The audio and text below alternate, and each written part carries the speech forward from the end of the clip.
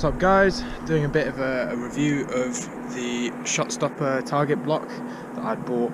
I've had it for about a year now. Just thought I'd give a bit of kind of insight, some advice what to expect if you are thinking of purchasing one.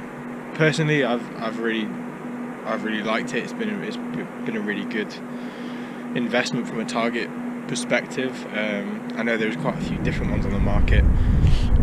This one definitely towards the cheaper end, so I think I paid 15 quid for it when it was new. I've tried filling it with a few different things, but there we go. So this is my target.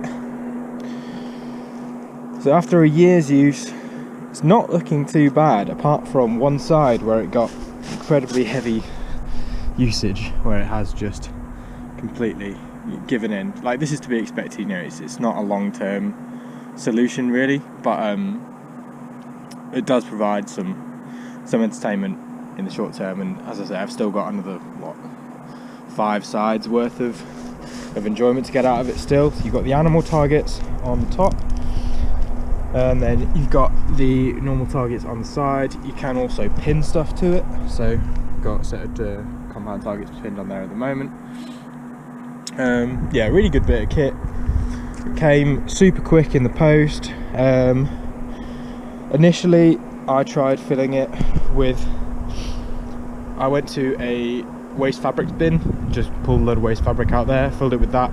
It worked really well. Problem you'll get is when you have a lot of different fabrics, some of them are more difficult to get arrows out of than others. So I think some of the more nylon fabrics would, like, when the arrow goes through it, it will sort of grip it, and then you end up pulling your tip out sometimes.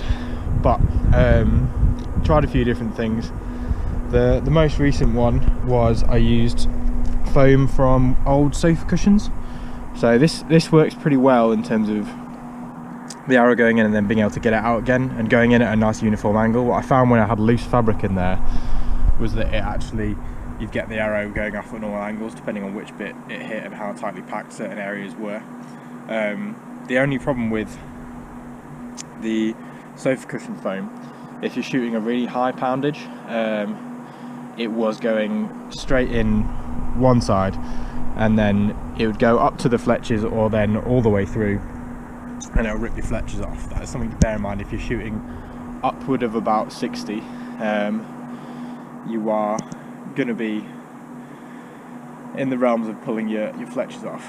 The way I got around this was, so I'm just using this end and this end basically, but I've put segments of carpet in the middle which give it a bit more kind of grip in the center, so it hits this harder mass and then slows down a lot more. And then since I've done that, I've not had them coming out the back at all, and I've had no fletches destroyed, so that's a potential way around that. The only thing you will find is when your arrows go through it, you get these weird little worm things forming, and a lot of them tend to collect in the bottom. So if you're using indoors, they escape and they're a bit of a nightmare to try and clean up. But other than that, really good investment. For 15 quid, a target that's super light, you can carry it around, you can stick it different places. It goes in my car pretty easily as well. Like, it'll go on a passenger seat. I have no real complaints about it at all. It's not meant to last forever, but it's given me solid use for more than a year. One way to slow the fraying down, I noticed as well, is when you get it, pull it out, just buy yourself a couple of rolls of duct tape, and I've actually duct taped the whole inside, so it just sort of holds it together a little bit better, and it won't then fray and come apart at the speed that it would if there was nothing there at all. A cheaper option of creating one of these is if you can get yourself a one of those ton bags that they deliver sand or rocks or gravel in. It is exactly the same sort of compounded material as that, so if you have access to a building site, then you could fill one of those up. It would do very much the same job. I'll do some shooting, and you guys can see how far the arrows go in at different distances, and what the crack is.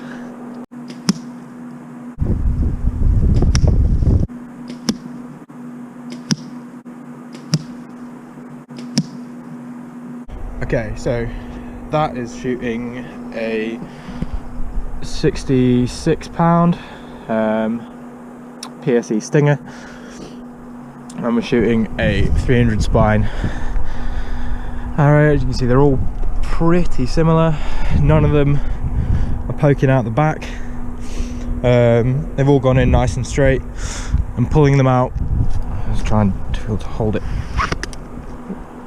Comes out super easy and really nice.